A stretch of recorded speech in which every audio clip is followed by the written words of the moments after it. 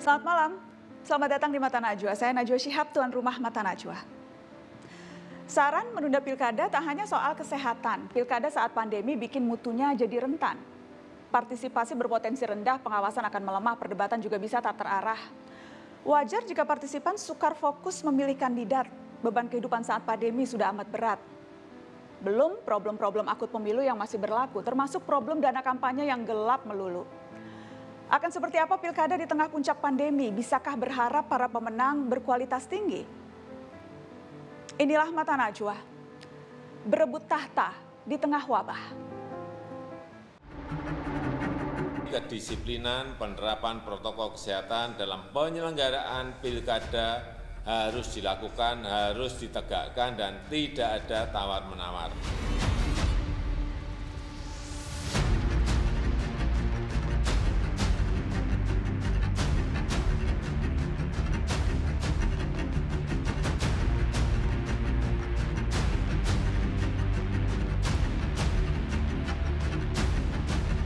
Saya rasa bukan dinasti lah.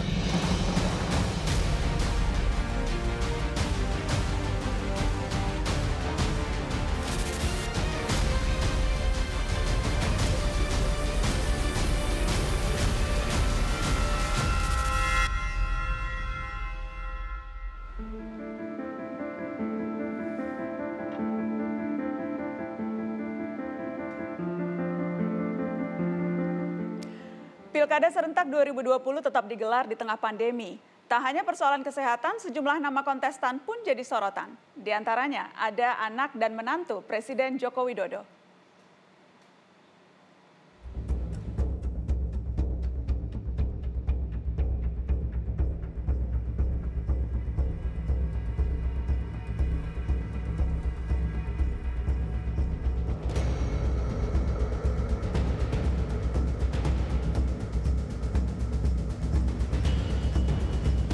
Jadi ya kalau tertarik politik atau enggak ya jujur aja saya tertarik, tapi tidak sekarang.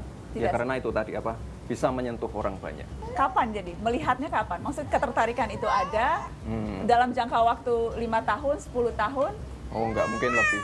Mungkin 20 tahun lagi mungkin.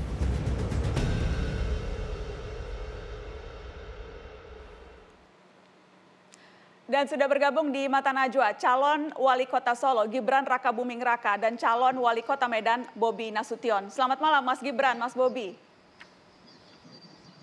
Selamat malam, Mbak Najwa. Assalamualaikum. Waalaikumsalam warahmatullahi wabarakatuh. Apa kabar, Mas berdua? Sehat-sehat terus semoga. Sehat, sehat, Mbak. Alhamdulillah. Saya mau ke Mas Gibran dulu. Mas Gibran, itu tadi kita berbincang tahun lalu itu, ya hampir 2 tahun. Sempat bilang tertarik politik, sebelumnya bilang nggak tertarik, sekarang waktu itu tertarik, tapi masih lama, 20 tahun lagi. Tiba-tiba mencalonkan jadi wali kota. Apa yang berubah, Mas Gibran? Tidak ada yang berubah. Niat saya masih sama. Dulu saya jadi pengusaha, itu niatnya agar saya bisa bermanfaat untuk orang banyak. Sekarang saya masuk ke politik, niatnya masih sama. Niat saya adalah agar bisa bermanfaat untuk orang yang lebih banyak lagi. Niatnya masih sama, bermanfaat untuk orang banyak. Time frame-nya berubah, waktu itu bilangnya masih nanti 20 tahun, sekarang tiba-tiba sudah. Itu apa yang membuat time frame-nya menjadi begitu cepat berubah?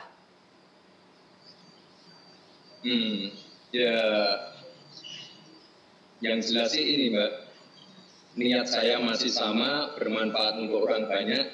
Kalau time frame-nya dipercepat, ya mungkin karena saya sudah merasa siap sekarang. Itu aja.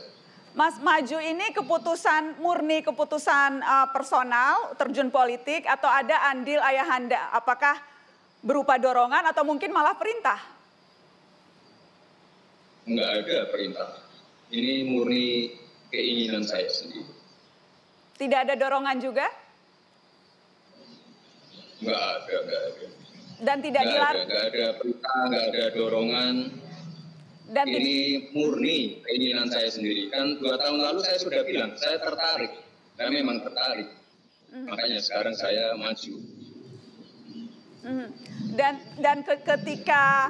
Ketika memutuskan sekarang, kenapa harus sekarang? Kenapa tidak menunggu ayahanda selesai menjabat presiden?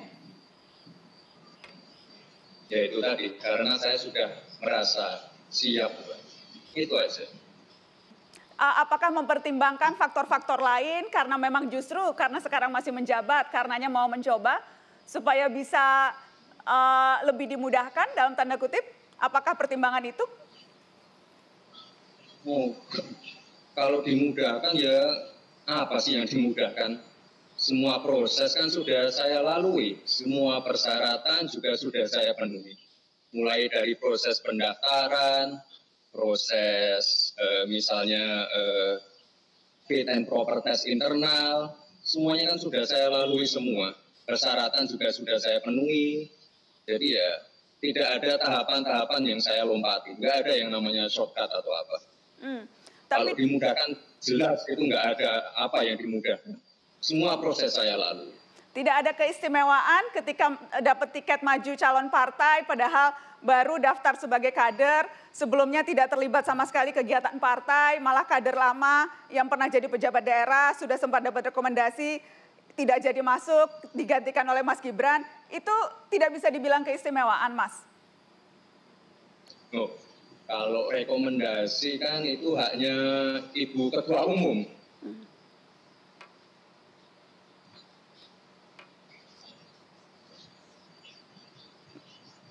Silakan Mas Gibran. Rekomendasi itu haknya, iya Mbak. Kalau rekomendasi itu kan haknya Ibu Ketua Umum, yaitu keputusannya ada di Ibu Ketua Umum. Kira-kira kalau pengusaha muda di Solo tidak punya pengalaman politik sama sekali, mau maju wali kota tapi bukan anak presiden, kira-kira bisa dapat rekomendasi itu? Nah, ya kita lihat dulu dong. Saya kan daftarnya lewat DPD Jawa Tengah. Waktu itu ada Pak Purnomo yang diusung dari DPC. Ya kita lihat dong Mbak, ininya progresnya seperti apa. Saya kan juga, saya seperti yang saya bilang tadi, saya melewati semua proses. Dan ketika awal 2020 sampai sebelum rekomendasi turun, elektabilitas saya sudah melebihi Pak Purnomo. Ya, itu mungkin salah satu pertimbangan juga dari Ibu Ketua Umum. Saya ini loh Mbak, awal-awal saya cuma punya 13% tuh. Lalu saya berjuang sampai saya dapat 55% itu di bulan Juni. Jadi ya ini ada prosesnya sebenarnya, ada prosesnya. Jadi Anda mau mengatakan menjadi anak presiden sama sekali tidak memberikan keistimewaan apapun terhadap proses pencalonan Anda di kota Solo, Mas? Ya saya rasa sih tidak. Sama sekali tidak ada. Yakin Mas Gibran? Saya yakin. Potensi jabatan wali kota sebagai anak tangga menuju posisi lebih tinggi, Mas, itu selalu terbuka. Ada presidennya dalam sejarah, Pak Jokowi sendiri. Saya sekedar ingin memastikan jika terpilih, Anda akan bekerja sebagai wali kota sampai selesai masa tugas 5 tahun? Insya Allah sampai selesai. Pertanyaan yang sama juga pernah ditanyakan. Pilkada belum selesai, Mbak. Masa mau mikir gubernur atau pilpres? Enggak lah.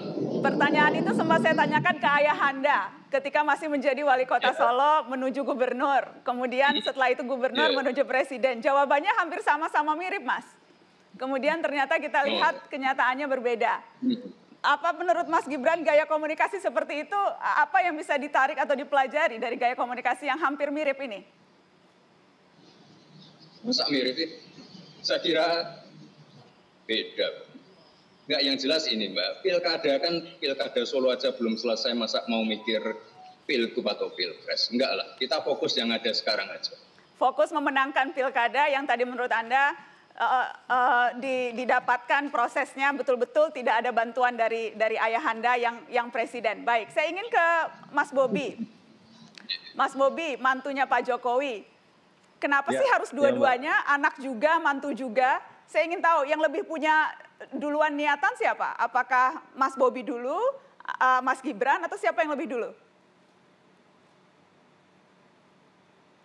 Ya, kalau saya sudah pernah saya katakan juga, Mbak, kenapa maju, yang pasti pertama ngelihat kondisi di kota saya, di kota Medan, bagaimana perkembangan kota Medan dari beberapa tahun lalu yang saya rasa stagnan dari dua sisi pembangunan sumber daya manusia dan pembangunan fisik di infrastrukturnya itu stagnan, makanya saya memutuskan untuk maju di pemilihan wali kota tahun 2020 ini.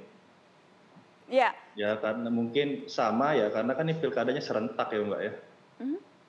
Pilkadanya serentak ya, kebetulan saja mungkin Medan sama Solo pilkadanya 2020 serentaknya.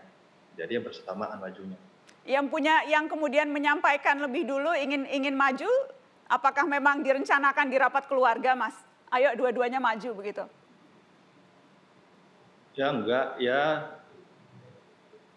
di keluarga ya kami kan enggak dikekang Mbak ya, mau jadi pengusaha, mau jadi masuk ke politik, itu dibebaskan, tinggal ya kita kemarin cerita aja sama, saya cerita sama orang tua, sama mertua, ya minta izin, hanya minta izin sama orang tua. Tidak pernah sama sekali dibahas bagaimana rasanya publik akan melihat kok sampai ada 2 anak dari presiden maju mencalonkan diri di kontestasi. Itu tidak pernah dibahas bagaimana publik akan melihat.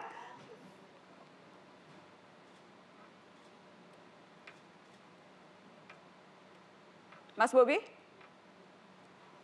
Yang dibahas sih kalau iya, halo Mbak? Yes. Putus-putus ya? Mas Bobi, apakah misalnya tidak pernah? Iya, kalau ya. Dari saya, terkhususnya Kota Medan yang... Maaf Mbak, apa putus-putus, mohon maaf. Saya ulangi ya Mas, apakah memang tidak pernah dibahas bagaimana publik akan melihat, merespon?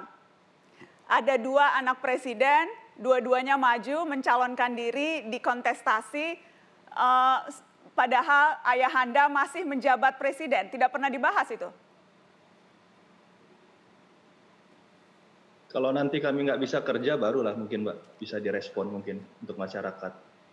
Tapi bagaimana dengan, kalau saya tahu Mas Bobi, Mas Gibran kan kerap bilang, ini kontestasi, ini tidak melanggar konstitusi, ini bagian dari hak politik, hak berdemokrasi. Tetapi kalau dari etika politiknya, pernahkah itu dipertimbangkan? Ya kita ngeliat dari kebutuhan kotanya Mbak ya. Kalau di Medan sendiri memang butuh suatu perubahan, lonjakan yang luar biasa untuk membangun kota Medan ini.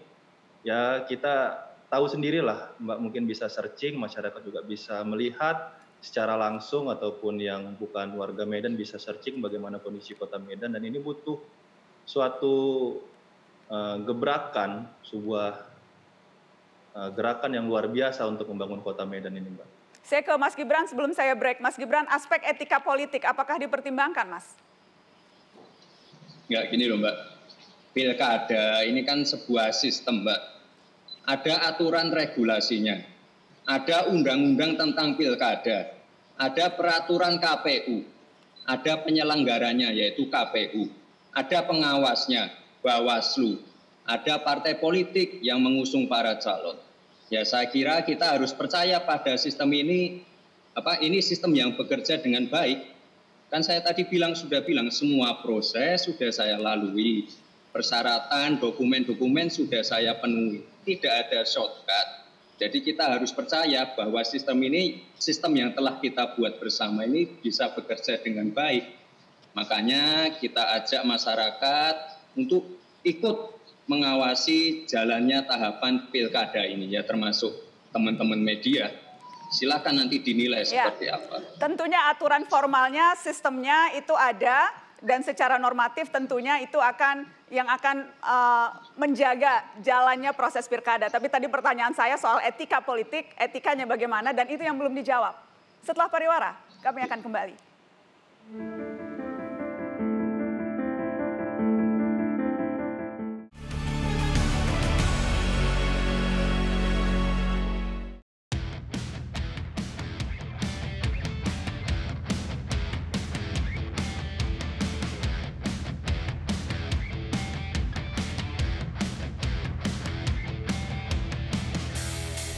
ini wajib dan hukumnya saya wajib ya, untuk benar-benar saya harus tidak rela bahwa kota Solo itu hanya sebagai uji coba, nggak rela.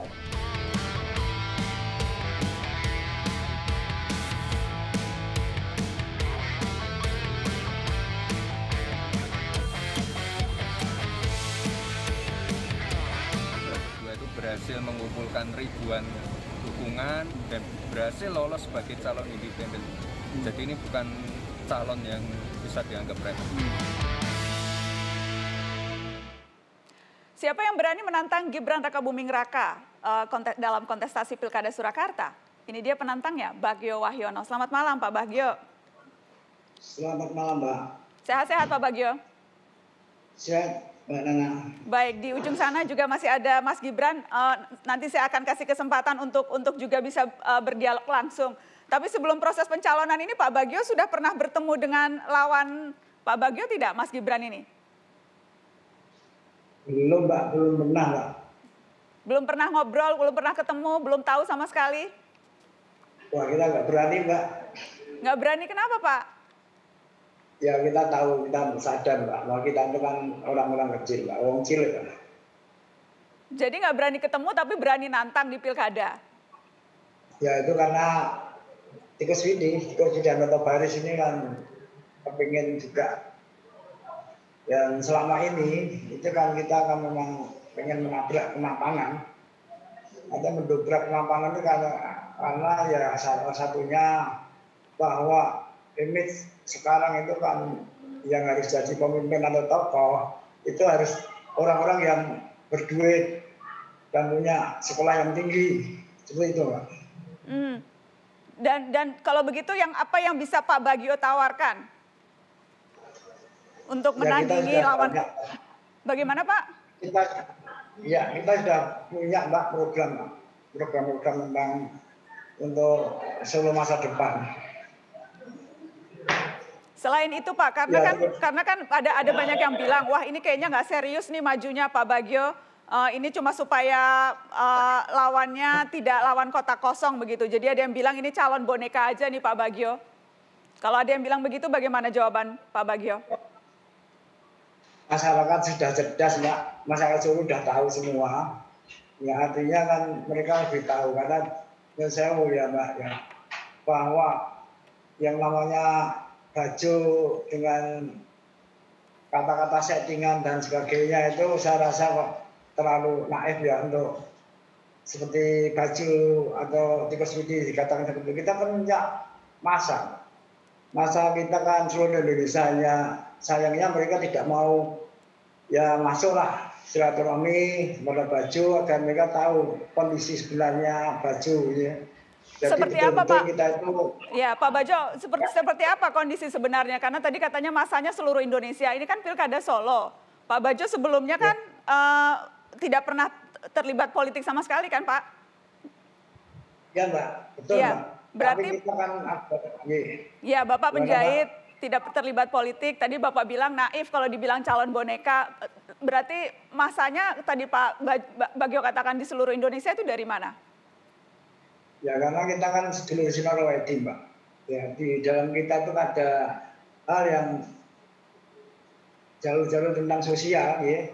Itu kan kita punya saudara seluruh Indonesia itu untuk berkontribusi menaik urunan dana. Untuk saya maju ini kan gotong royong Mbak. Jadi kita dari seluruh yang ada di Indonesia. Ya. Oke. Kalau begitu saya akan mengulang pertanyaan saya Pak Bagio. Jadi kelebihan Pak Bagio, kualitas sebagai pemimpin, itu kelebihannya dibandingkan dengan calon yang satunya, Gibran Rakabuming Raka, yang bisa ditawarkan ke pemilih, apa itu Pak? Kalau menurut saya Mbak, saya itu orang biasa. Ya. Saya tidak punya kapasitas untuk menilai diri saya. Ya. Itu yang menilai adalah dari komunitas Tikus Widi Anoto Baris. Itu adalah hak prioritas pimpinan. Jadi yang menilai adalah semua Tikus Widi Anoto Baris. Saya tidak bisa menilai diri saya sendiri. Bagaimana saya dipilih itu saya juga bertanya-tanya gitu sama pimpinan. Kan masih banyak orang yang cerdas selain saya Mbak. Ya, Berarti strategi, kalau Pak Bagio saja tidak tahu apa kelebihan Pak Bagio, bagaimana strategi meyakinkan pemilih, Pak? Ya kalau saya kan orang Solo, Mbak. Artinya kan saya tahu persis. Orang Solo itu kan simpel, Mbak.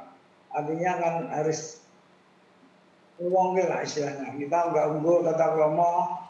Dan dia tahu kok. Kalau orang Solo nggak tahu saya, ya saya rasa kurang Mbak. Ya, karena saya juga banyak ya teman-teman yang di setiap kampung kita juga punya. Apalagi saya lahir di Solo dan juga saya non sewu Mbak ya. Saya juga sedikit banyak itu juga punya usaha tentang jahitan ya. Artinya saya juga merancang ya. Dan disitulah banyak sekali warga Solo yang banyak sekali sering-sering datang ke saya di semua Solo. Itu saya rasa kok nggak gitu Mbak ya. Karena semua yang saya seperti ya. Ya, saya ingin lempar ke Mas Gibran. Mas Gibran, strategi yang dilakukan Mas Gibran untuk berusaha meyakinkan pemilih bahwa Mas Gibran lebih layak dipilih dibandingkan dengan Bagio Wahyono. Apa saja strateginya, Pak? Mas? Nah, ini kan waktu kampanye tinggal sedikit. Dan sekarang kan kita lagi ada di masa pandemi. Ini tentu saja kita harus mengedepankan protokol kesehatan. Makanya saya dalam 2 bulan ke depan itu akan lebih banyak kegiatan daring untuk mengurangi kerumunan massa, untuk menekan angka COVID juga di Solo. Yang jelas saya dan Pak Teguh berkomitmen untuk mentaati dan menjaga protokol kesehatan. Dan yang paling penting adalah ini Mbak, setiap hari saya dengungkan ke warga-warga. Program prioritas dari saya dan Pak Teguh adalah percepatan pemulihan ekonomi pasca pandemi COVID. Karena ini COVID ini bukan hanya berdampak pada kesehatan saja, tapi juga ke ekonomi. Jadi itu yang setiap hari saya bahas, dan setiap kali saya berusukan memang kebanyakan warga itu mengeluh masalah ekonomi. Jadi nanti yang paling utama adalah, yang paling prioritas adalah percepatan pemulihan ekonomi pasca pandemi COVID. Oke, saya ke Pak Bagio. Pak Bagio, kalau prioritas program Anda apa Pak Bagio? Papan sandang pangan, Mbak. Bagaimana Bapak? Papan sandang pangan. Ya, bisa lebih spesifik? Ya kalau masalah sandang ya. Artinya sandang itu kita kembalikan ada pada orang timur yang diawali dari kota Solo, terutama ya tentang etika, ya, agama, dan juga tentang hal-hal yang sifatnya menyangkut tata kramanya orang Solo, itu kita kembalikan tentang budaya juga, Mbak. Jadi ini saya melihat selama ini juga kota Solo itu sudah bilang tentang kebudayaannya. Jadi seperti yang ada penjelasan pernah ke Solo, itu bagaimana dengan keraton Solo, bagaimana dengan budaya-budaya kota Solo, termasuk wayang orang, ketoprak, ya, dan ada pada pulang timur dah mulai luntur, Mbak. Baik, saya ada pertanyaan untuk Pak Bagio dan untuk Mas Gibran. Yang jelas kan Anda berdua tuh tidak punya pengalaman birokrasi sama sekali ya. Sementara kita tahu menjadi wali kota, ya walaupun akan ada jajaran birokrat di bawahnya, tetapi perlu cukup pengetahuan soal tata kelola pemerintahan. Saya ingin tahu pendapat Mas Gibran dan Pak Bagio soal APBD Kota Surakarta yang tahun 2020 ini. Apakah komposisinya sudah ideal? Perlu saya tekankan sekali lagi, Mbak. Saya ini kan sudah biasa mengelola perusahaan, dan perusahaan yang saya kelola itu lebih dari 1, Mbak. Sesuai yang saya laporkan ke LHKPN kemarin. Saya sudah biasa memanage banyak orang, saya sudah biasa memanage ribuan pegawai, dan saya rasa saya mampu juga untuk memimpin kota Solo ini. Yang jelas, yang tadi Mbak Nana singgung masalah APBD ya, APBD Kota Solo. Ini memang kita tiap hari membahas itu juga dengan wakil saya Pak Teguh dan beberapa orang dari tim pemenangan. Yang jelas ini adalah masa-masa di mana kita semua harus bersabar dan prihatin. Ya. Banyak sekali anggaran-anggaran yang memang dipotong, Mbak, karena belanja daerah difokuskan untuk penanganan COVID. Misalnya kemarin banyak sekali ibu-ibu yang mengeluhkan masalah stimulan untuk posyandu dipotong 50%. Ada juga ibu-ibu tim penggerak PKK juga yang anggarannya dipotong. Tapi memang dan strategi untuk itu, Mas, karena misalnya kan defisitnya sampai 89 miliar, kemudian juga kita lihat PAD-nya belum dominan. Apakah ada strategi untuk meningkatkan itu, Mas Gibran? Oh ya, jelas. Yang jelas ini, Mbak, nanti setelah vaksin diproduksi, kita harus detik itu juga kita harus mendorong agar ekonomi berputar kembali. Kita ingin mendampingi UMKM yang ada di Solo biar bisa menggerakkan roda ekonomi lagi. Kita ingin MICE di Solo ini kita kembangkan lagi, kita tingkatkan lagi, dan yang paling penting nanti di Oktober, insya Allah di bulan Oktober nanti Solo menjadi host, jadi tuan rumah Piala Dunia U20. Jadi itu nanti jadi kita bisa titik balik kita untuk bisa bangkit dari pandemi ini. Saya yakin Solo bisa, dan saya optimis ekonomi bisa pulih kembali. Ke Pak Bagio, Bapak sudah mempelajari soal APBD Kota Solo, Pak? Iya, Mbak. Ini belajar terus, Mbak.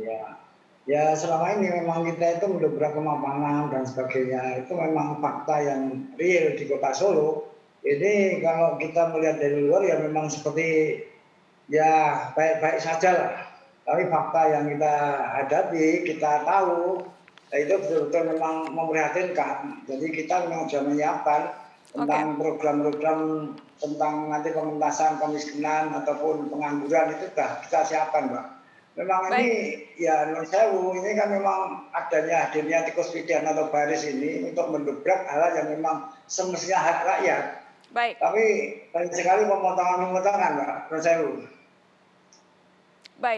Baik, Pak Bagio, terima kasih. Saya ingin ke apakah Mas Bobi masih bergabung dengan Mata Najwa?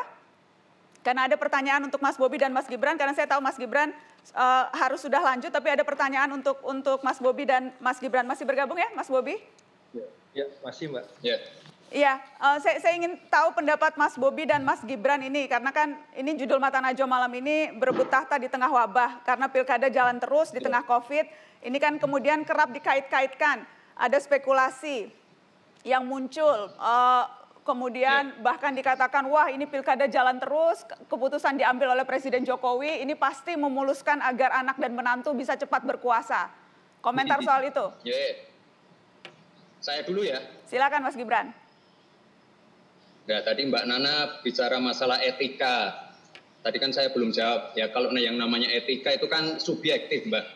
Pasti ada pro kontranya. Kalau saya yang jelas semua proses sudah saya lalui. Tidak ada aturan yang saya langgar.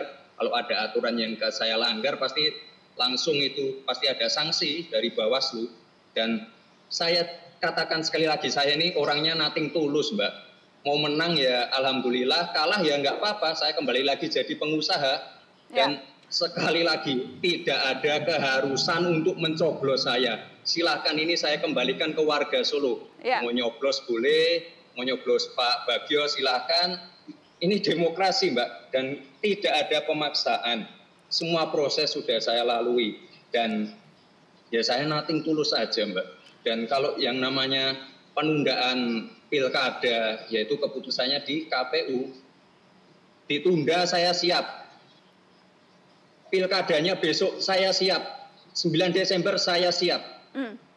Monggo, saya kembalikan lagi ke KPU. Jadi bukan karena ini anaknya Jokowi terus pilkada tetap dilangsungkan. Enggak. Saya tahu ini pilkadanya di tengah pandemi. Makanya setelah saya mendapatkan nomor urut, saya itu sangat mengurangi belusukan, Mbak. Makanya saya keluarin inovasi yang namanya belusukan online.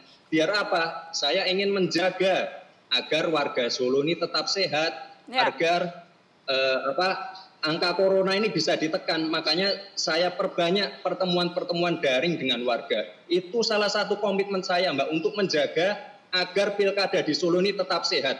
Jadi bukan karena apa-apa ya. Saya nothing tulus saja kok. Menang ya alhamdulillah, kalah nggak apa-apa Mbak. Kalah saya berarti kembali membesarkan mangkokku. Saya ingin Itu komitmen saya. Saya ingin pertanyaan yang sama ke Mas Bobi, karena kan yang jelas apapun langkah politik yang Anda ambil, yang juga Mas Gibran ambil itu akan mudah jadi peluru ke Presiden Jokowi.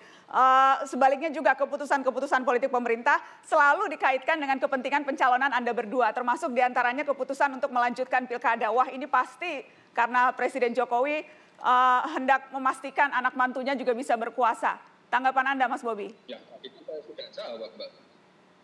Ya, sama sebenarnya sama yang disampaikan Mas Gibran, Mbak. Kami kan ini peserta kandidat yang memutuskan lanjut atau tidak kan bukan kandidatnya, Mbak, tapi KPU. Ya kami sebagai kandidat ya ikut saja yang disampaikan Mas Gibran tadi. Kalau memang ditunda ya kami sebagai kandidat ya pasti mengikuti peraturan itu. Kalau lanjut ya lanjut. Tapi itu keputusan yang tepat menurut Anda? Besok ya kami juga Mas Bobi, sebagai kandidat ya harus siap apapun peraturannya. Lanjut terus itu keputusan yang tepat, Mas Bobi? Mas Bobi? Sebagai kandidat, Mbak, sebagai kandidat yang tadi saya bilang. Iya, tapi kan tentunya ya, Anda sebagai calon pemimpin kan juga punya tadi, sikap. Mas Bobi sebagai calon pemimpin kan harusnya Anda punya sikap atas berbagai persoalan penting negeri ini, termasuk soal diskursus perdebatan apakah pilkada perlu dilanjutkan atau tidak di masa pandemi. Yang saya tanyakan sikap Anda sebagai calon pemimpin, apakah keputusan itu tepat atau tidak? Ya kita mengikut, Mbak. Sekarang kita kan sebagai kandidat, saya kembali lagi. Ya, kita mengikut apa yang ikut sebagai dilakukan kandidat, keputusan sikap pribadi KPU. Mas, pandangan pribadi. Tidak punya pandangan pribadi soal ini? Pandangan pribadi sekarang kalau kata KPU itu dilanjut, kami sebagai kandidat tinggal mengikuti protokol kesehatan ya Mbak. Kan sudah ditetapkan bagaimana cara berkampanyenya.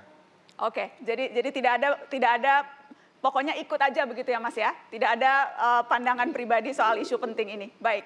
Mas Gibran terima kasih sudah bergabung. Yang penting kita semua bisa sama-sama menjaga. Baik. Protokol kesehatan ditetapkan. Baik, kita komitmen untuk menjaga protokol kesehatan, makanya kita keluarin yang namanya belusukan online itu tadi loh. Ya. Untuk menekan angka COVID di Solo, agar saya bisa tetap bertatap muka dengan warga, tapi secara daring.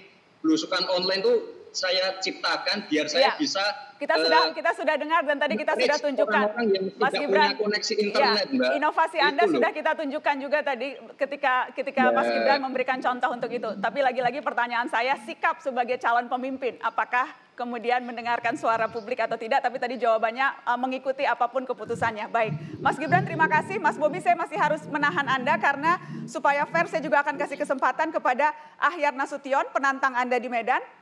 Setelah ini kita akan berbincang dengan Ahyar Nasution dan juga Bobi Nasution. Mas Gibran terima kasih sudah bergabung di Mata Najwa, sehat terus untuk Mas Gibran sekeluarga. Kami akan kembali, kita akan membahas Pilkada Kota Medan dengan Bobi Nasution dan penantangnya Ahyar Nasution.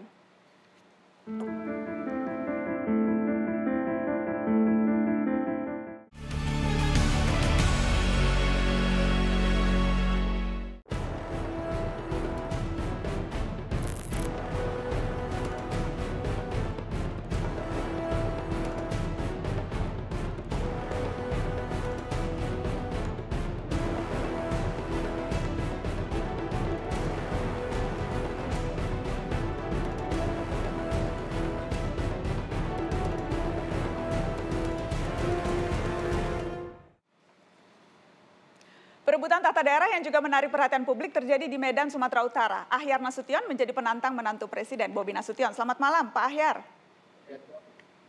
Selamat malam, Mbak Nana. Sehat-sehat, Pak Ahyar. Sehat, alhamdulillah. Alhamdulillah. Saya ingin langsung, Pak Ahyar.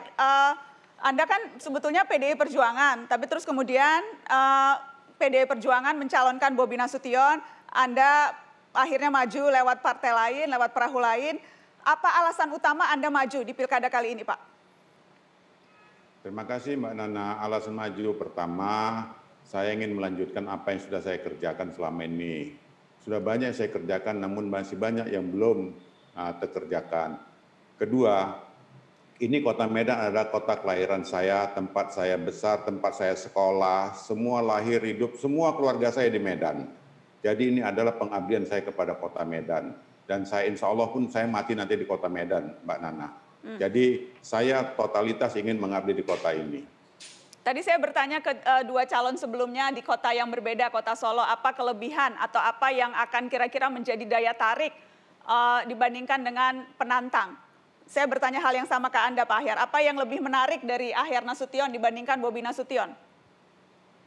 Baik, Mbak Nana. Pertama, saya lahir besar kota ini, saya mengenali karakteristik seluruh kota ini, saya mengenali seluruh wilayah kota ini, seluruh pelosok, seluruh beluk kota ini saya, karena semenjak lahir besar dan saya tinggal di Kota Medan ini, tidak pernah saya tinggalkan Kota Medan ini. Jadi rasa cinta saya kepada Kota Medan ini, itu yang mendorong saya. Kelebihan saya apa? Saya sudah mengetahui, menguasai apa problematika kota ini, dinamika kota ini. Saya tinggal meneruskannya saja. Sudah ada rencana-rencana kami, rencana-rencana saya yang akan tinggal implementasinya saja. Oke. Itu Mbak Nana. Saya ingin lemparkan ke Mas Bobi. Mas Bobi, apa yang bisa ditawarkan oleh Anda dibandingkan dengan calon yang ada yang lainnya, yaitu Pak Ahyar? Mas Bobi, silakan. Birokrasi bersih sama peningkatan kesejahteraan. Itu menurut Anda Mbak, tidak bisa ditawarkan oleh Ahyar Nasution, Mas Bobi? Ya, kita bisa lihat sendiri lah Mbak. Ya, yang kita inginkan, semua masyarakat Kota Medan menginginkan pertama kali sekali adalah bagaimana roda pemerintahan Kota Medan itu transparan, bersih, sehingga bisa semua memantau bagaimana berjalannya roda pemerintahan di Kota Medan. Itu dulu dasarnya, baru yang lain bisa terbangun. Dan itu dasar makanya yang menurut... kemarin Mbak, saya sempat menyebutkan tentang, karena saya kemarin sempat menyebutkan tentang anggaran Kota Medan per tahun.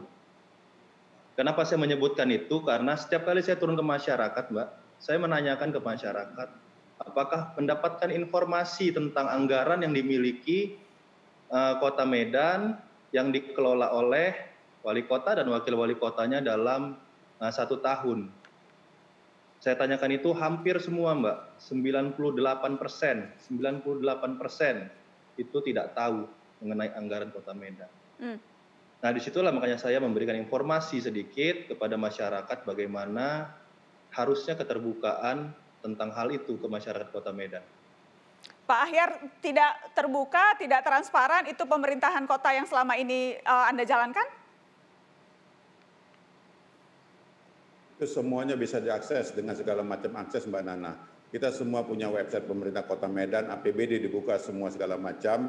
Nah, itu semua sistem pembayaran di Kota Medan itu sudah cashless, semuanya transfer bank, semuanya terbuka, informasinya terbuka. Saya anytime bisa ditanya, baik melalui medsos saya, melalui Japri saya, semuanya bisa. Jadi tidak ada yang tertutup di Kota Medan ini. Dan semua sudah melalui online system. Jadi tidak ada yang tertutup. Semuanya terbuka. Hanya masyarakat yang mau mengakses itu bisa. Tapi kalau yang tidak mengakses, sama juga dengan APBN ini. Kalau ditanya dengan logika tadi, saya yakin pun 99% rakyat Indonesia tidak tahu juga berapa APBN Kota Medan. Oke. Saya ingin menyapa singkat saja, ada Burhanuddin Muhtadi, Direktur Eksekutif Indikator Politik, yang juga sudah bergabung di Mata Najwa. Selamat malam, Mas Burhan. Malam, Nana. Mas Burhan, seberapa menarik pertarungan di Medan? Anda lihat dengan dua calon yang tadi kita dengarkan? Jauh lebih menarik di Medan ketimbang di Solo. Kenapa? Kalau di Solo, praktis kompetisi sudah berhenti sejak nominasi PDI Perjuangan diberikan kepada Gibran. Dari 45 kursi di Solo, PDI Perjuangan menguasai 30 kursi. Artinya secara elektoral PDI Perjuangan sangat dominan. Apalagi lawan Mas Gibran, tokoh yang kita tidak tahu siapa latar belakangnya. Kecuali pengetahuan kita terbatas bahwa beliau seorang penjahit. Itu satu. Nah kalau di Medan itu ibarat kota tak bertuan dari sisi elektoral. Tidak ada partai yang sangat dominan. Ada 2 partai pemenang pemilu tetapi dua-duanya hanya mendapatkan 10 kursi. Yaitu PDI Perjuangan dengan Gerindra.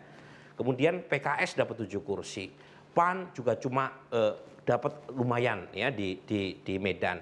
Nah ada 2 calon yang menurut saya menarik untuk kita ikuti karena merepresentasikan basis kekuatan lama. Jadi kalau misalnya ada lawan satu lagi yang muncul, itu mungkin dari sisi elektoral justru lebih menguntungkan Mas Bobi ya. Karena ada orang yang mungkin memilih Mas Ahyar bukan karena setuju sama Bang Ahyar, tapi karena nggak suka Pak Bobi atau Pak Jokowi. Nah kalau sentimen itu dikuasai oleh satu orang yaitu Bang Ahyar, tentu akan lebih menguntungkan Bang Ahyar. Nah untuk itu menurut saya penting buat Mas Bobi untuk mengangkat isu-isu yang selama ini klasik ya di Medan, drainase, jalan yang rusak, kemudian sampah, isu-isu yang mungkin akan diasosiasikan dengan petahana.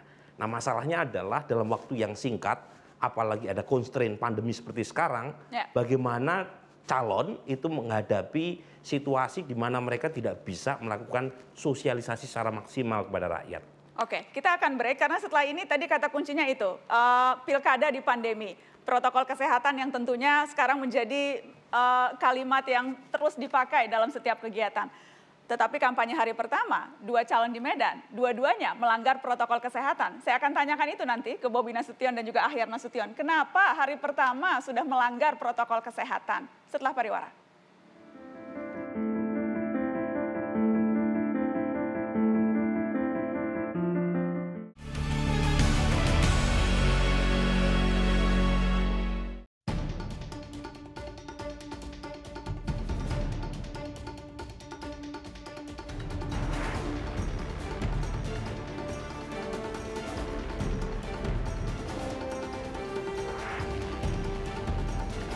Hampir semua pasangan calon itu melakukan pelanggaran protokol COVID yang dihadiri oleh masyarakat.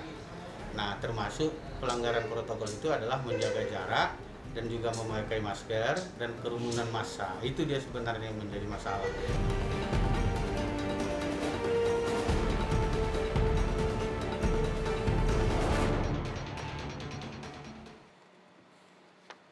Ya, hari pertama kampanye perdana, kedua kandidat, kedua calon di Medan, Sumatera Utara, dua-duanya melanggar protokol kesehatan. Bagaimana penjelasannya? Saya ke Pak Ahyar dulu. Ya Mbak Nana, saya juga nggak ngerti kenapa saya dapat peringatan. Karena saya tidak ada mengundang orang, tidak ada mengundang massa. Saya hanya hadir bersama pasangan saya, sama tim kampanye saya untuk mendaftar. Nah ternyata banyak masyarakat mengikuti dan saya tak tahu itu. Bukan pendaftaran Pak, kampanye perdana Pak. Loh saya kampanye perdana apa kesalahan saya? Saya nggak tahu kesalahan apa rupanya yang saya lakukan. Ketika Anda melakukan pertemuan dan kemudian pertemuannya dihadiri lebih dari yang aturan yang ditentukan dan kemudian protokol kesehatan dilanggar, Anda tidak merasa ada kesalahan di situ? Nggak ada pertemuan apa, saya nggak ada melakukan pertemuan, nggak ada kampanye. Kampanye perdana, jadi berarti Bawaslu ngarang-ngarang saja ketika memberikan Anda teguran begitu? Yang di mana coba, teguran di mana? Saya nggak sampai sekarang nggak terima di tim kampanye pun nggak ada itu. Di mana hari Sabtu itu apa yang saya kerjakan? Saya ingin cek langsung karena saya juga sudah terhubung dengan Komisioner Bawaslu, ada Fritz. Bang Fritz, selamat malam. Bang Fritz, Anda mengikuti? Bang Fritz, ya, saya ingin langsung minta Anda menanggapi karena disebutkan bahwa tidak pernah menerima teguran dan tidak pernah merasa ada kesalahan. Apa temuan dari Bawaslu? Silakan, Bang Fritz Edward Siregar. Ya, Mbak, kalau kita melihat Mbak Nana kan kita bisa melihat ada beberapa kejadian. Memang benar pada saat pada masa pendaftaran, memang banyak paslon yang itu membawa masa yang lebih daripada yang seharusnya. Dan kalau kita bisa melihat pada hari pertama daripada kampanye, saya tadi masih berkoordinasi dengan Bawaslu Kota Medan.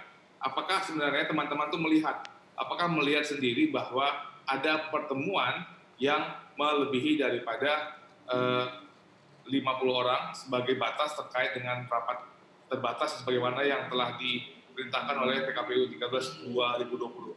Kami masih menunggu konfirmasi dari teman-teman Bawaslu Kota Medan, Mbak Nana. Bukankah tadi disebutkan bahwa tegurannya sudah akan diberikan? Jadi belum konfirmasi tapi sudah ada teguran. Bagaimana sistem kerjanya ini? Baik, kalau teguran kan bisa saja dibuat secara lisan dan juga pada saat himbauan, saran dan perbaikan itu kan bisa disampaikan pada saat terjadi pengumpulan massa. Dan pada saat misalnya pada saat sebuah saran dan perbaikan dan himbauan itu tidak dilakukan, baru nanti akan disampaikan juga. Jadi berarti kalau sudah diberikan teguran berarti ya ada pelanggaran protokol kesehatan yang dilakukan sampai kemudian teguran lisan itu diberikan. Saya ingin ke Mas Bobi. Mas Bobi, bagaimana penjelasannya sehingga kemudian Anda juga diberikan teguran karena kampanye perdana melanggar protokol kesehatan? Silakan Mas Bobi. Iya, itu hari Sabtu kalau tidak salah dihadiri oleh calon wakil wali kota dari nomor urut 2, yaitu Bang Aulia Rahman, pasangan saya.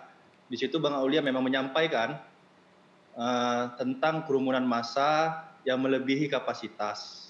Dari situ diakui oleh Bang Aulia Rahman, dan di situ juga sambil memberitahu kepada panitia agar massa yang ada di dalam untuk diurai, biar di dalam ruangan itu setelah diberitahu oleh Bang Aulia Rahman, di situ jadi tinggal 40 orang untuk di dalam ruangan, dan di luar memang kita urai di luar bagaimana panitia pada saat hari itu mengurai bagaimana supaya di luar itu tidak terjadi penumpukan massa. Tapi Mbak Nana, itu di Medan saya rasa bagaimana di hari pertama paslon nomor 1 dan paslon nomor 2 yang mungkin tadi saya udah akhir tidak menyebutkan dan belum menyadari adanya pelanggaran sedikit tadi di hari pertama. Tapi itu mungkin terjadi karena di Kota Medan sendiri saya rasa sosialisasi tentang protokol kesehatan yang dilakukan oleh pemerintah Kota Medan selama ini belum begitu aktif. Jadi kami paslon itu selain berkampanye memang memperkenalkan diri, kami juga sekalian menjadi motor penggerak mensosialisasikan protokol kesehatan.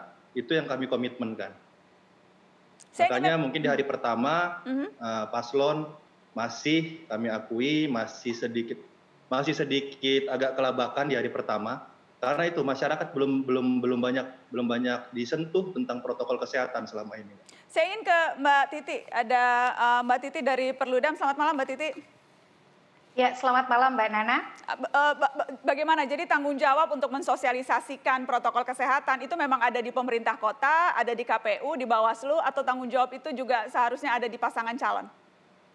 Iya, kalau kita baca berbagai regulasi yang ada, tanggung jawab itu ketika pelaksanaan kampanye sesungguhnya paling utama adalah pada pasangan calon. Karena kenapa? Pertama, mereka adalah pemimpin yang diharapkan akan menjadi pemimpin transformatif membawa keluar kita dari masa krisis di tengah situasi pandemi. Jadi bisa dibayangkan Mbak Nana kalau pemimpinnya saja tidak paham soal protokol kesehatan, lalu kemudian cenderung toleran begitu ya melihat pelanggaran, maka sebenarnya orientasi kepemimpinan yang betul-betul transformatif tadi agak sulit kita harapkan. Selama ini kami amati ternyata calon itu cenderung membiarkan. Karena kenapa? Misalnya takut dianggap sombong atau kemudian pemilih menganggap mereka menjaga jarak dan lain sebagainya. Padahal komitmen protokol kesehatan itu adalah komitmen soal nyawa manusia, komitmen soal kesehatan masyarakat, komitmen bagaimana menempatkan keselamatan dan kemanusiaan sebagai sesuatu yang prioritas. Jadi kalau kemudian kandidat misalnya tidak mengambil risiko dengan membubarkan atau kemudian mengambil langkah-langkah untuk memastikan para peserta pemilihan itu patuh pada protokol kesehatan, itu yang mestinya menjadi evaluasi bersama dari pemilih terkait komitmen calon terhadap prioritas mereka terhadap pemilih dan juga masyarakat. Baik, saya ingin lempar lagi ke Pak Ahyar. Bagaimana Pak Ahyar, apa komitmennya untuk terus memastikan agar pilkada ini bisa berjalan sehat dalam arti sesungguhnya, yaitu mengikuti protokol kesehatan, Pak Ahyar? Sesungguhnya saya paling komitmen tentang protokol kesehatan itu sendiri. Saya tidak kepingin lagi ada masyarakat Kota Medan itu tertular COVID-19 ini. Itu komitmen. Jadi mengenai teguran itu tadi, saya juga nggak ngerti. Karena pada saat acara yang di mana itu pun saya nggak tahu itu pas acara apa, saya ditegur pun nggak tahu sampai sekarang gitu. Jadi kalau komitmen deklarasi relawan di rumah pemenangan, Pak, ini kemudian di hari Sabtu, di hari pertama kampanye, Anda tidak menghadiri acara itu, Anda katakan karena di sini ada informasinya tuh Anda menghadiri acara deklarasi itu. deklarasi apa itu? Deklarasi rasa, relawan Ahyar Salman Al-Farisi. Oh iya, itu alumni teman-teman sekolah saya hadir itu. Bawaslu pun hadir, saya salaman ngobrol sama Bawaslu. Iya, dan di momen itulah, peringatan. Iya tadi kan Anda katakan tidak pernah melanggar, tapi di momen itu justru kemudian kita juga ada videonya nih, bisa kita tunjukkan Pak. Jadi sekarang Anda mengakui melanggar apa tidak nih? Supaya jelas saja nih malam ini. Saya tidak melanggar? Tidak mengakui itu melanggar, tapi saya ada di situ dan Bawaslu ada di situ kok. Iya, relawan tidak menjaga jarak aman, nyanyi bareng relawan. Ini ada videonya Pak, dan ini disebutkan. Ada, kalau nyanyi ya. Ketua Bawaslu Kota Medan, Payung Harahap, menyampaikan teguran itu kepada tim Anda dan juga kepada tim pemenangan Anda, Pak Ahyar. Jadi sekarang Anda mengakui lihat aja, ya. saya tetap pakai masker tuh, Mbak Nana. Ya. Lihat saya juga tetap pakai masker itu kan. Itu cuplikan video yang tentunya tidak bisa kita tampilkan seluruhnya Pak. Tapi yang jelas saya hanya berpatokan pada apa yang dilaporkan oleh Ketua Bawaslu Kota Medan. Ketua Bawaslu Kota Medan. Saya tetap pakai masker itu. Ya. Itu. Ya. Itu nggak pakai tuh Pak? Iya. Iya. Sebetulnya saya tidak mau berdebat soal ini, cuma karena tadi ketika di awal Anda mengatakan tidak pernah merasa, sehingga kemudian kita harus menunjukkan videonya. Baik. Jadi sebentar Mbak Nana, sampai sekarang sekarang saya nggak dapat teguran. Udah sekian hari ini, hari Rabu, dari Sabtu ke Rabu saya belum dapat teguran. Hanya Mbak Nana saya dapat kabar ini teguran itu. Jadi tidak merasa bersalah karena tidak ditegur langsung Pak? Ya saya nggak tahu. Ya kalau mana Nana ngomong saya nggak tahu dapat teguran. Begitu ya Pak? Benar. Oke. Iya. Kalau begitu anggap saja ini teguran Pak yang kemudian disampaikan oleh, karena tadi ada anggota Bawaslu tuh Fritz Edward yang sudah menyampaikan teguran itu. Poinnya adalah apakah kemudian kita bisa yakin bahwa para kandidat ini akan bisa memastikan relawannya untuk mengikuti protokol kesehatan? Bisakah kita yakin? Bisa diyakinkan, karena kalau relawan saja tidak bisa diyakinkan, bagaimana bisa meyakinkan warga keseluruhan? Begini Mbak Nana, semua itu penanganan COVID ini regulasinya kata Mbak Titik tadi, kenapa semuanya dilempar kepada paslon? Stakeholdernya apa? Jadi nanti tinggal nilai, potret, udah kasih ponis salah. Pengendaliannya dari mana? Paslon itu berjuang untuk menang pilkada. Filosofinya itu harus diperbaiki Mbak Nana. Mohon bilang sama regulatornya begitu. Pilkada itu adalah sarana kompetisi untuk menghasilkan calon kepala daerah. Jadi filosofinya. Jadi ikut pilkada untuk menang. Tidak peduli apakah menang. Ya, tidak peduli dan tidak ada tanggung jawab menangnya di tengah wabah yang protokol kesehatannya harus dijalankan. Begitu Pak? Tanggung jawabnya bukan pada paslon. Yang menetapkan pilkada di tengah wabah itu siapa? Kan pemerintah dengan KPU bersama DPR RI. Memang kita pilkada di tengah pandemi. Dan kenapa kesalahan itu semua? Ya Pak Ahyar, Anda tidak merasa ada tanggung jawab dari paslon untuk memastikan kampanye itu tidak merugikan rakyat? Tidak ada tanggung jawab itu? Bertanggung jawab, tapi stakeholder itu ada regulator. Regulator itu siapa? Ini kan semuanya kesalahan dilimpahkan kepada paslon. Pokoknya hitung 50 orang. Kan gitu. Ya. Nah 50 orang kerumunan ini yang saya protes. Nah bagaimana kalau saya kumpulkan 200 orang tapi di Stadion Teladan? Itu apa disebut kerumunan? Yang pasti apapun kondisinya kita berharap para calon ini bisa memberikan contoh dan bisa memastikan agar penyebaran COVID ini tidak kemudian menjadi klaster COVID di pilkada. Kita akan break, kita akan kembali setelah pariwara, tetap di Mata Najwa.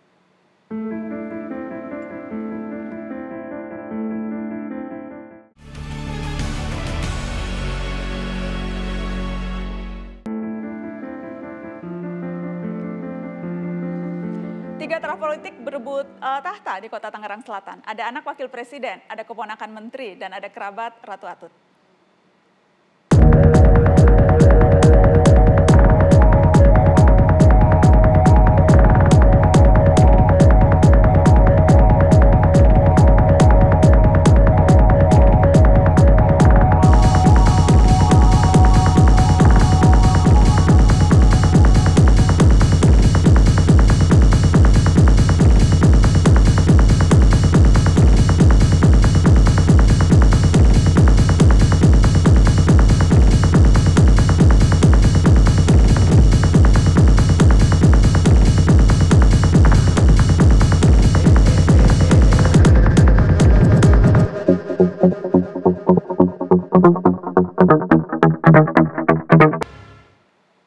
Sudah terhubung dengan Mata Najwa, Siti Nur Aziza Ma'ruf, calon wali kota Tangerang Selatan, ada juga Rahayu Saraswati, calon wakil wali kota Tangerang Selatan, dan Pilar Saga Ihsan, calon wakil wali kota Tangerang Selatan. Selamat malam, Assalamualaikum. Selamat malam. Waalaikumsalam. Waalaikumsalam, Mbak Nana. Terima kasih banyak sudah meluangkan waktu untuk ke Mata Najwa malam ini. Semoga semuanya sehat. Saya ingin memulai dengan ini, karena judul Mata Najwa malam ini, bagaimana kita pilkada di tengah pandemi. Yang jelaskan kencang suara publik menolak pilkada dan kemudian membanding-bandingkan dengan kegiatan-kegiatan lain yang juga yang di stop. Apakah saya ingin tanya, apakah misalnya Anda mendapatkan keberatan yang sama dari calon pemilih Anda? Saya mulai dari Mas Pilar mungkin, silakan. Ya, terima kasih Mbak Nana atas kesempatannya. Sebelumnya saya ingin mengucapkan turut prihatin atas kejadian COVID-19 di masyarakat Indonesia, khususnya Tangerang Selatan, dan mudah-mudahan kondisi ini akan segera berakhir, pandemi ini. Untuk Pilkada Tangerang Selatan tentunya saja, di sini banyak kontestan atau kandidat yang muncul, itu merupakan orang-orang yang sebetulnya punya hubungan lama dengan keluarga saya. Kebetulan Ibu Aziza merupakan putri daripada Al-Muharram, Pak Kiai Ma'ruf Amin. Itu merupakan kerabat dekat dari orang tua saya, dan juga Pak Prabowo Subianto dengan ponakannya Rahayu tentu saja merupakan sahabat dekat almarhum kakek saya. Jadi saya rasa pilkada ini kita seperti beradu gagasan dan juga berlomba-lomba dalam kebaikan. Itu, baik, Mas Pilar, pertanyaan, maaf, mungkin Anda tidak menyimak pertanyaan saya tidak bertanya soal dinasti politik, atau paling tidak belum bertanya soal itu. Pertanyaan saya justru tadi, apakah Anda mendapatkan keberatan dari pemilih di daerah Anda soal pilkada yang jalan terus, padahal kegiatan lain harus berhenti? Contohlah sebutlah supporter bola, banyak yang komplain, kompetisi dihentikan tuh, nggak boleh ada liga, kenapa pilkada jalan terus? Anda mendapatkan komplain-komplain yang serupa itu tidak? Ya tentu saja kalau saya sebagai kandidat mengikuti apa yang sudah sudah diputuskan oleh KPU. Jadi tentu saja saya harus mengikuti ini dengan sangat baik dan juga memenuhi protokol kesehatan. Karena bagaimanapun juga yaitu harus kita lakukan sebagai seorang kandidat. Baik, pertanyaan saya bukan itu, karenanya saya lempar saja dulu ke Mbak Rahayu Saraswati. Apa yang Anda dapatkan? Bagaimana Anda menangkap aspirasi publik di tengah pilkada ini, Mbak Rahayu? Apakah memang keberatan-keberatan seperti yang tadi saya sebutkan juga muncul, dan apa biasanya jawaban Anda terhadap itu? Ya, selamat malam Mbak Nana, apa kabar? Terima kasih. Yang pertama tentunya betul sekali apa yang Mbak Nana tadi sampaikan, bahwa kami pun juga mendapatkan beberapa pertanyaan seperti yang persis tadi Mbak Nana sampaikan soal Liga Sepak Bola, dan juga tentang bagaimana hal ini bisa sangat memberikan keprihatinan kepada masyarakat tentang keselamatan mereka. Kalau jawaban saya yang pertama tentunya dari hal pilkada ini, setiap paslon pasti punya kepentingan dan pasti punya opininya masing-masing. Tapi yang harus diingat bahwa saat ini pilkada ini akan dilaksanakan di 270 daerah, Mbak Nana. Dan setiap daerah itu pasti mengalami COVID-19 ini dengan konteks yang berbeda-beda. Kalau misalkan di daerah lain mungkin ada permasalahan di mana PLT yang akan mengambil alih. PLT mungkin tidak akan punya kekuasaan yang sama dengan kalau misalkan ada incumbent yang masih memimpin. Jadi kita di Tangsel ini tidak bisa memaksakan kehendak kita untuk disamakan dengan wilayah-wilayah lain. Jadi dari segi itu tentunya kami sebagai paslon, khususnya Muhammad Saraswati, harus menyerahkan ini kepada pimpinan pusat dan terutama di KPU, pemerintah pusat, dan juga kepada DPR RI. Oke, saya ingin ke Ibu Siti Nur Aziza. Bagaimana kemudian menjawab atau menanggapi berbagai kritikan-kritikan besar dari publik soal betapa pilkada ini tetap jalan di tengah pandemi sementara kegiatan-kegiatan lain harus berhenti? Biasanya Anda menjawabnya apa, Ibu? Ya, ini merupakan satu tantangan tersendiri ya bagi paslon yang memang harus berkontestasi di situasi pandemi COVID. Ada sebagian, saya kira tidak semua ya masyarakat kemudian mengkomplain soal apakah ini harus diteruskan atau ya ditunda ya. Jadi memang ada dua pendapat, ada yang ingin ini ditunda, ada juga yang tidak ya. Tentu punya alasan masing-masing dan kami sampaikan kepada masyarakat bahwa ini adalah bagian dari kesepakatan atau komitmen dari para penyelenggara pemilu ya, yang tentu punya pertimbangan bahwa ini harus tetap berlangsung dalam rangka yang bisa kami tangkap adalah untuk menyelamatkan keberlangsungan demokrasi yang ada di Indonesia. Tentu itu juga berkaitan dengan bagaimana pemerintahan yang definitif ini bisa mengatasi persoalan pandemi COVID. Nah, begitu juga kami bisa memahami ya. Dan juga menjelaskan bahwa kami sebagai paslon ya tetap siap ya apabila kemudian ditetapkan untuk terus dilaksanakan dengan tentu ya kita mengutamakan keselamatan ya dari masyarakat. Baik. Mengutamakan kesehatan masyarakat. Itu yang kita sampaikan bahwa kalaupun ini berlangsung kita harus tetap ya berhati-hati mengikuti protokol kesehatan dalam rangka tadi mengutamakan kesehatan dan keselamatan masyarakat. Baik, kita harus break. Nanti kita akan lanjutkan setelah pariwara. Tetap di sini di Mata Najwa.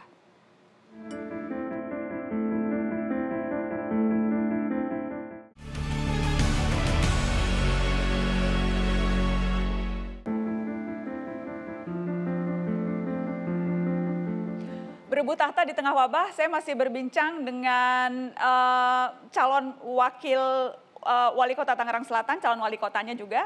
Ada Rahayu Saraswati, ada Siti Nur Aziza Ma'ruf, dan ada Pilar Saga Ihsan. Tiga-tiganya ada terah politiknya, tapi saya tidak akan bertanya ketiganya karena saya sudah tahu jawabannya dan bahkan sudah hafal jawabannya. Ada yang menjawab, wah itu tergantung kapasitas rekam jejak, bahwa hak politik setiap individu dibenarkan konstitusi, ini kontestasi ditentukan pemilih. Jadi saya sudah tahu jawabannya akan seperti apa. Karenanya saya mau bertanya ke Mas Burhanuddin Muhtadi, yang juga kebetulan warga Tangerang Selatan. Ada anak wakil presiden, ada keponakan Pak Prabowo, ada kerabat Ratu Atut. Siapa yang punya kekuatan lebih kalau kita pakai ukuran kuat-kuatan terah politik? Pada dasarnya dinasti politik itu telah menjadi semacam normalitas baru, terutama sejak pilkada sekarang.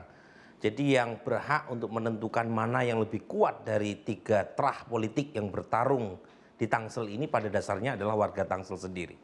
Nah, saya termasuk tinggal di sana. Jadi gimana caranya tiga paslon yang bertarung di pilkada sekarang mampu menunjukkan komitmen serta bukti bahwa mereka akan mampu menyelesaikan agenda persoalan di Tangsel. Mulai dari persoalan yang sekarang terkait dengan pandemik dan efek ekonominya, termasuk persoalan klasik di Tangsel, soal tata ruang kota yang berantakan, soal drainase, soal sampah, itu hal-hal yang menjadi agenda besar buat ketiganya. Dan sayangnya dalam konteks pandemi seperti sekarang, Nana, itu masyarakat tidak bisa memberikan penilaian secara lebih all out ya, karena ada masalah constraint terkait dengan pandemi. Nah, tadi yang kalau kita simak perdebatan di Medan, itu kan persoalan yang menunjukkan betapa sulitnya paslon, termasuk di Tangsel, termasuk di wilayah lain, dalam mendefinisikan protokol kesehatan. Antara pandemi dengan pilkada itu grammarnya berbeda, Nana. Kalau pandemi itu menuntut sikap pasif, stay at home. Pilkada itu menuntut sikap aktif, jadi partisipasi seluas-luasnya. Dua-duanya mau dikawinkan oleh pemerintah dan DPR. Jadi yang kesulitan justru paslon, karena mereka berada dalam titik di mana harus mengkompromikan dua hal yang sebenarnya tidak bisa digabungkan. Oke, yang jelas salah satunya lewat media online dan juga televisi. Karenanya saya mau kasih kesempatan untuk tiga kandidat yang malam ini hadir, karena ini juga lagi masa kampanye. Saya akan kasih kesempatan ke Mas Pilar dulu berarti. Apa tawaran utama Anda apa, Mas Pilar? Apa yang begitu berbeda dengan dua kandidat yang lain, Anda dan pasangan Anda? Ya, tentu saja saya jujur saja dari basic pendidikan mungkin sebagai seorang arsitek punya gagasan tentang pembangunan tata kota ke depannya. Dan kedua adalah saya mungkin dididik dari kecil atau mempunyai atmosfer kehidupan memang dari kecil itu di dunia politik, Mbak. Jadi memang banyak sekali inspirasi daripada keluarga besar saya yang membawa saya ke arah pengabdian kepada masyarakat. Dan itu menurut saya hal yang memang ada pada diri saya gitu sebagai seorang kandidat di Pilkada Tangerang Selatan ini. Ibu Siti Nur Azizah, bagaimana apa tawaran utama yang Anda bawa, Bu, dalam kontestasi di Tangerang Selatan ini? Ya, terima kasih Mbak Najwa. Kalau ingin melihat apa sih yang kemudian saya bisa dilihat dibanding kandidat-kandidat lain, ya tentu yang pertama karena mungkin sosok saya adalah sosok seorang ibu ya. Tentu atmosfer ya, intuisi keibuan saya ini yang kemudian menjadi sebuah cara bagi saya untuk ikut ya menjadi bagian dari solusi Kota Tangerang Selatan agar bisa lebih baik lagi tentunya. Tentu intuisi saya sebagai seorang ibu yang cenderung akan lebih memperhatikan ya, kemudian mencermati persoalan-persoalan yang memang saat ini tadi disampaikan oleh Pak Burhanuddin Mutadi adalah menjadi PR yang memang harus kita selesaikan dan kita carikan solusinya bersama-sama. Jadi itu mungkin yang akan membedakan ya, karena saya ini seorang ibu, seorang perempuan yang kebetulan saya punya background dan latar belakang sebagai seorang birokrat. Oke. Hampir 20 tahun sebagai seorang birokrat, tentu intuisi saya di dalam tata kelola pemerintahan itu menjadi sebuah modal ya yang tentu agak berbeda dengan kandidat lain karena saya tidak punya beban masa lalu. Nah, ini mungkin yang membedakan ini Mbak Najwa ini ya. Saya ingin lempar ke Mbak Rahayu Saraswati. Mbak Sarah, jadi apa pembeda utama menurut Anda yang akan menjadi kunci untuk memenangkan pilkada ini? Ya Mbak Nana, daripada kita membicarakan perbandingan dari segi karakter atau dari segi kepribadian, seharusnya kita mulai melihat dari segi visi, misi, dan program. Kalau dari Muhammad Saraswati sendiri, kami akan fokus untuk menghadirkan pemerintahan yang transparan dan akuntabel dengan pemimpin yang nyata pengabdiannya, dengan cara kita bergotong royong supaya terwujud S sejahtera warganya, E elo kotanya, dan L luhur budinya. Ini semua tentunya akan ditopang dengan program-program yang harus di tahun 2021 kita fokus kepada pemulihan ekonomi yang itu adalah program utama dari pemerintah pusat dan pemerintah daerah. Karena tentunya dengan pandemi COVID-19. Pemberdayaan masyarakat akan menjadi fokus kami dengan pemberdayaan UMKM. Kami juga akan fokus untuk penanganan COVID-19 dengan tracing dan tracking karena melihat dengan tren saat ini sayangnya masih banyak masyarakat yang belum memahami bahaya dari COVID-19.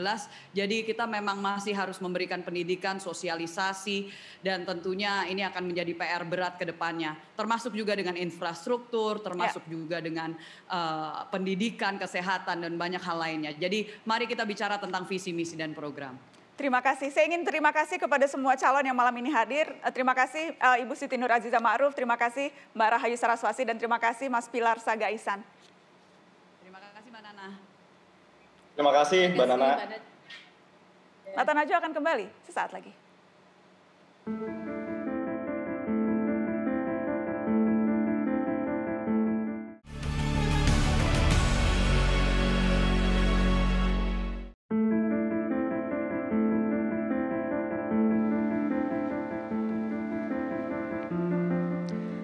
Langsung ke Mas Burhanuddin Mutadi. Mas Burhan, yang jelas memang keputusan sudah diambil, pilkadanya sudah berjalan dengan berbagai variasi yang harus dilakukan. Saya ingin minta apa yang bisa dilakukan pemilih supaya kita tetap bisa memilih dengan kritis di tengah situasi yang sebetulnya sebagian besar di benak kita juga diisi dengan pandemi dan beratnya kehidupan. Mas Burhan.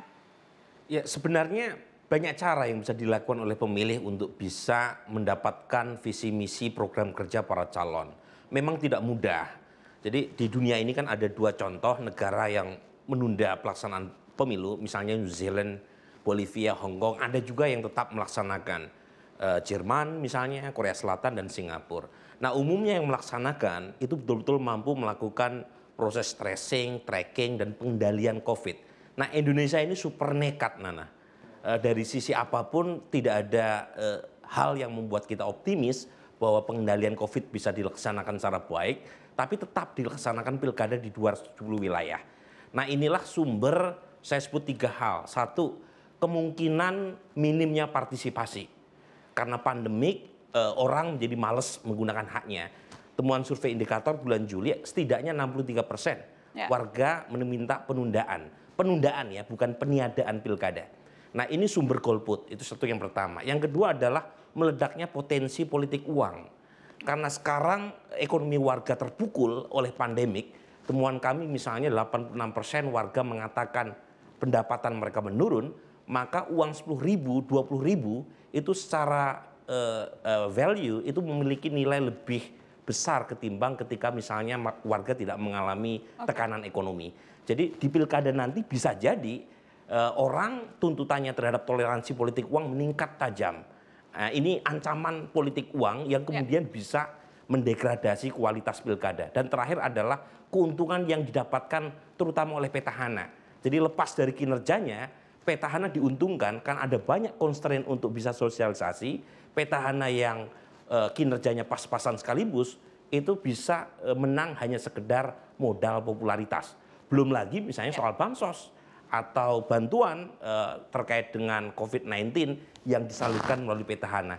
Jadi ini hal-hal yang tidak mudah yang saya sampai pada kesimpulan secara pribadi saya setuju dengan NU atau Muhammadiyah untuk menunda pilkada. Masalahnya sudah terlanjur diputuskan. Nah ini persoalan yang tidak mudah, saya harapkan warga tetap memberikan semacam coblosan, tetapi pemerintah juga memberikan satu breakthrough. Misalnya mempermudah buat warga untuk memberikan dukungan kepada mereka yang memilih tanpa harus mengorbankan keselamatan. Terima kasih Mas Burhanuddin Muhtadi. Sebelumnya juga ada Titi Anggraini, anggota Dewan Pembina Perludem, dan juga Fritz Edward Siregar, anggota Bawaslu. Terima kasih banyak sudah bergabung di Mata Najwa malam ini. Terima kasih paling besar kepada Anda yang sudah menyaksikan Mata Najwa. Dan di akhir Mata Najwa seperti biasa saya kembali ingin mengirimkan salam untuk Menteri Kesehatan Bapak Terawan Agus Putranto. Semoga bisa berkenan hadir di Mata Najwa minggu depan Pak Terawan. Selamat malam, sampai jumpa.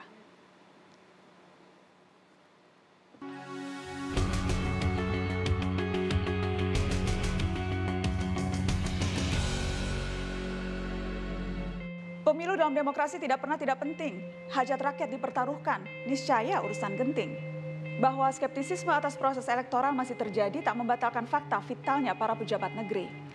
Masalahnya, pandemi kian menyulitkan pemilih kritis. Ruang menguji visi misi kandidat semakin terkikis. Kandidat dan pemilih masih banyak yang belum terbiasa menjalankan kampanye lewat perangkat dunia maya. Akibatnya kampanye di ruang terbuka masih jadi andalan. Hore-hore yang jelas bisa membahayakan kesehatan.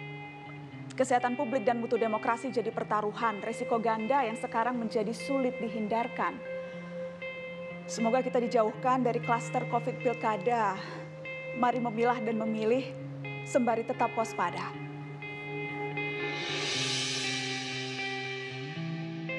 Dengarlah nyanyi sunyiku, bait risauku, pendamku menyala dalam hayatku, duka padamu, duka padaku, saling lebu menghalang